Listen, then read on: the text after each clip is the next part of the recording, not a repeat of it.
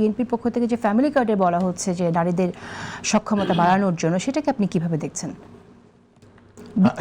আমাকে যদি বলেন, প্রথম কথা যে 100% তো এখনো সুনির্দিষ্ট হয়নি। আমি যতটুকু আমি পত্রিকায় পড়ে দেখলাম যে নির্বাচনী ইস্তেহারে যে কেউ তার মতো তো বলতে পারে। আমরা তো বাংলাদেশের মানুষকে, প্রতিটি মানুষের সবকিছুর নিশ্চয়তাটাই তো আমাদের প্রধান কাজ।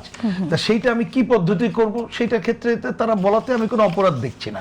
যেমন ধরুন, বোঝার জন্য বলি, আমরা আমাদের জায়গা থেকে প্রধান যে পয়েন্টটা ঐক্যমত্য কমিশনে বলেছিলাম গ্রহণ করেনি, এখনো বলতে চাই যে একটা প্রধান কাজ হবে মানুষের যে মৌলিক অধিকারগুলো আছে সেইটার আইনি স্বীকৃতিটা নিশ্চিত করা।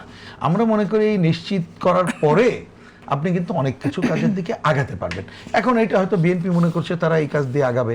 এর আগে দেখেননি, আগেরও যারা ছিল, আমরা নানা ধরনের কার্ড ছিল, তাতে সুবিধা ছিল, বা ধরেন আমরা যে সার্বজনীন রেশন ব্যবস্থার কথা বলি, তাতেও তো একটা কার্ড দিতে হবে।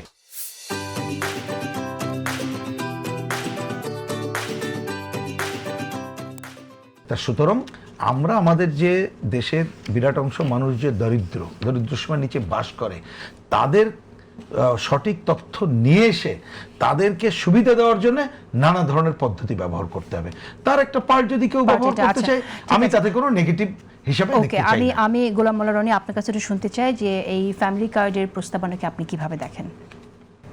ভালো, এটা তো আসলে ভালোই তো প্রস্তাবটা দিয়েছে, নির্দিষ্ট পরিমাণ টাকা দেবে। পিনাকি ঠিনাকি এরা যারা সেটা খুব সমালোচনা করতেছে, নেতিবাচক সমালোচনা করছে, তারা বলতেছে যে এটা নাকি শেখ হাসিনা আরও বেশি করে গেছে।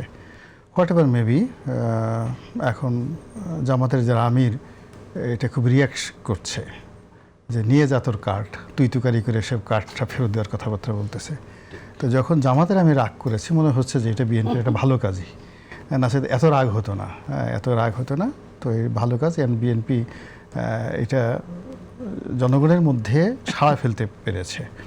আর তা না হলে পিনাকি কিংবা জামাতের আমির এতটা সুবিধাটা যেন সাধারণ মানুষ, বিশেষ করে যারা যে নারীদেরকে দেওয়ার কথা, তারা যেন পায়, সেজন্য যে প্রস্তাবনাটা আছে যে টাকাটা তাদের হাতে না দেয়া, বরং যাদেরকে দেওয়া হবে ব্যক্তি হিসেবে তারা ব্যবহার করবে, সেখানে আপনার কোনো প্রস্তাবনা আছে কিনা? আপনি কোনো চ্যালেঞ্জ দেখেন কিনা সেটা?